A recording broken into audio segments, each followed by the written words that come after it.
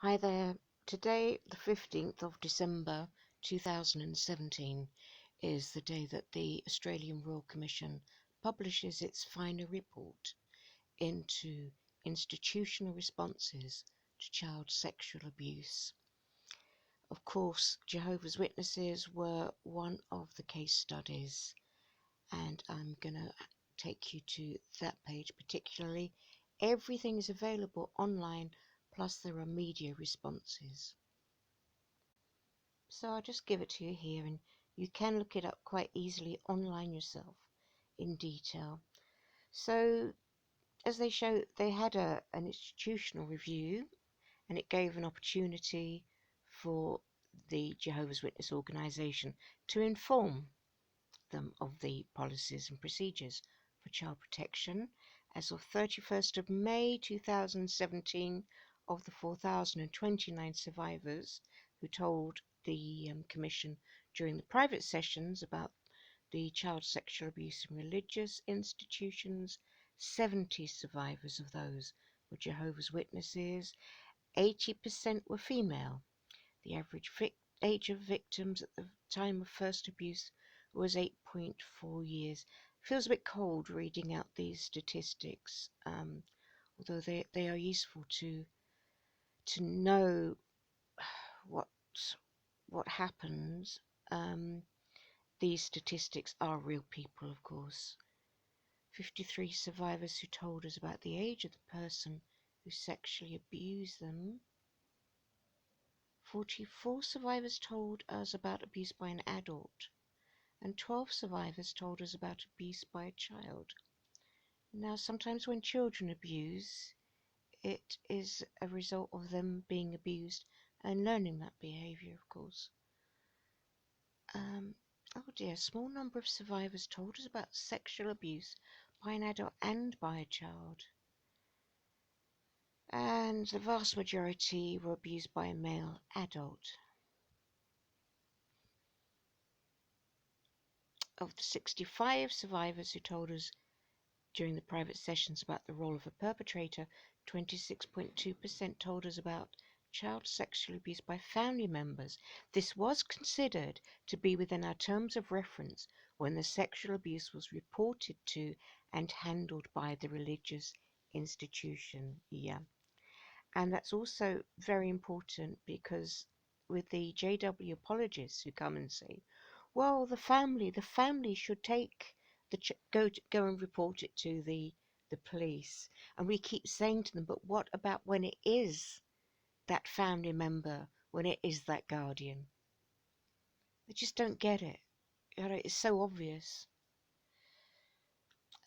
Also, survivors by other perpetrators, including volunteers, lay leaders, and other adults who attended the religious institution. So it is laid out there.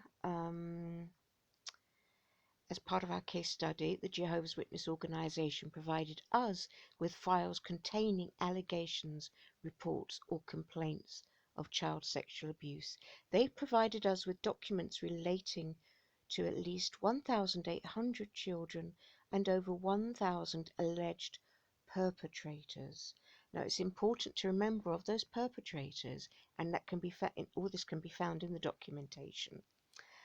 58% of those perpetrators actually confessed their crimes to the elders, and still not one of them was reported to the police.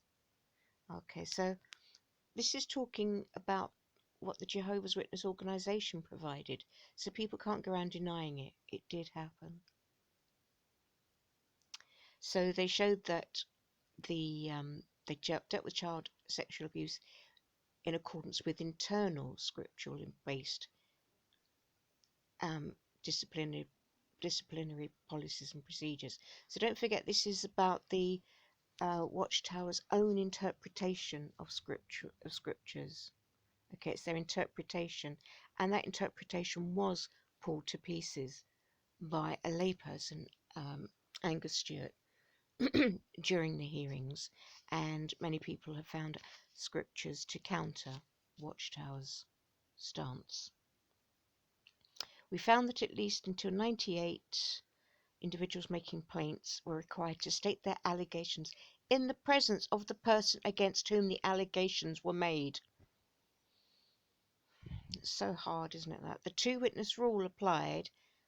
As we know about that, you've got to have these credible eyewitnesses to the same incident or strong circumstantial evidence testified to by at least two witnesses, or testimony of two witnesses to the same kind of wrongdoing. So they've been very thorough here. Allegations were investigated by elders, all of whom were men and had no relevant training. We found that in deciding the sanctions to impose and all the precautions to take, the Jehovah's Witnesses had inadequate regard for the risk that the person might reoffend.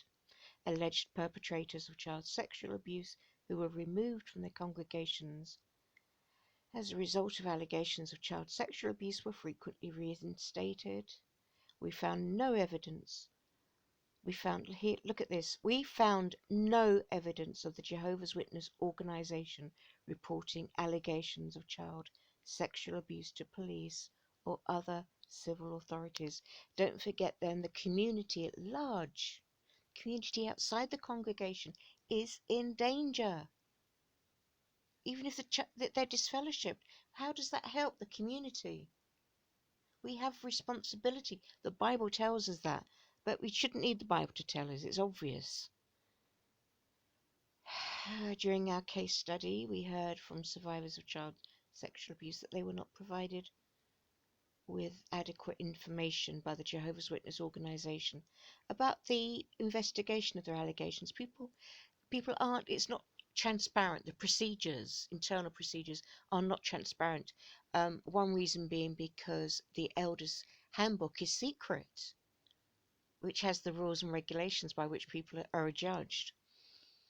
Felt unsupported by the elders who handled the allegations and felt that the investigation process was a test of their credibility rather than that of the alleged perpetrator. And that happens. The child is asked were they being provocative. The child is asked what clothes they were wearing. We also heard, I'm sorry, that doesn't help me getting aggravated. We also heard that victims of child sexual abuse were told by congregational elders not to discuss the abuse with others, and that if they tried to leave the organization, they were shunned or ostracized from their religious community. And don't forget that will also include usually their actual family, let alone all their friends. Okay, and that does happen. And you can imagine, people saying, I can't sit in a kingdom hall with my perpetrator. And the fact that you're allowing this, where is God? You know? We considered a number of factors that may have contributed to the occurrence of child sexual abuse or to inadequate institutional responses. The Jehovah's Witness organization, in accordance with scriptural direction, relying on literal interpretation of the Bible and first century principles before DNA gathering to set practice, policy and procedure. These include the two witness rule as discussed. And we know that Jehovah's Witnesses have absolutely said they are going to keep this, as well as the principle of male headship, that men hold positions of authority in congregations and headship in the family. Scripturally, only men can make decisions. Other scripture-based policies include the sanctions of reproval, a form of discipline that allows a perpetrator to remain in the congregation, disfellowshipping and shunning. As long as the Jehovah's Witness organization continues to apply these practices in its response to allegations of child sexual abuse, it will remain an organization that does not respond adequately to child sexual abuse and that fails to protect children. Two witness rule, male headship, reproval, disfellowshipping, shunning. Those, and they're going to keep those. They will keep those principles. It will, and it's been told now, it will remain an organization that does not respond adequately to child sexual abuse and that fails to protect children.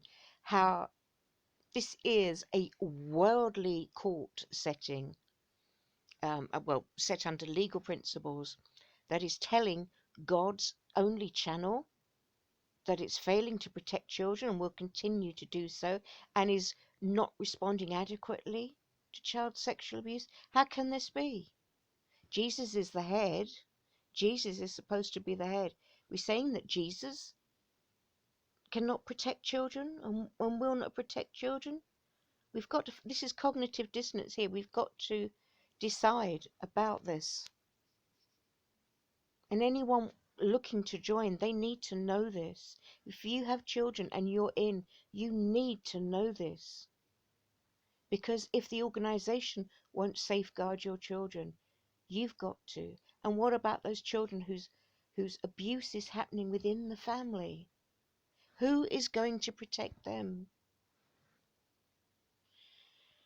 We recommend that the Jehovah's Witness organization abandon its application of the two-witness rule. That's not going to happen. Involving complaints of child sexual abuse, and it does happen with adult rape.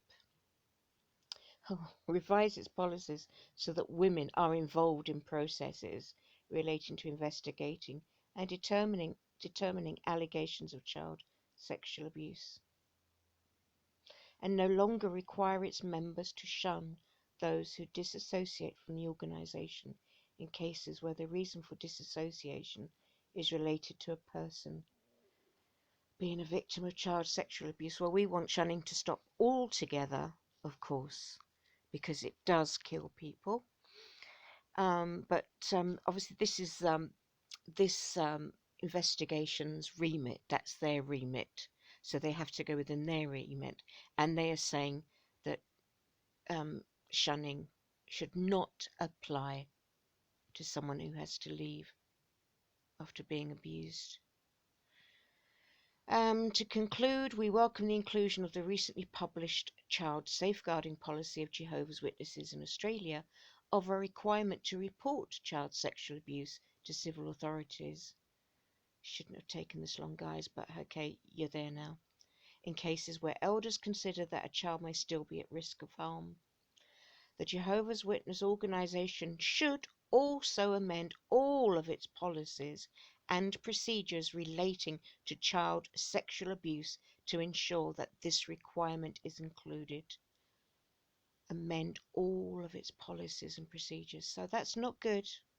That is not good. We have the safeguarding policy now, but overall that is not good, and we need to know why is God's only channel, as they do claim to be, though Geoffrey Jackson denied that under his legal testimony. We need to know why Jehovah and Jesus aren't protecting children. Okay, slight bit of good news with the child safeguarding policy, but overall these are policies that aren't going to change, and children will be at risk. Could be better. Thanks for watching. Bye.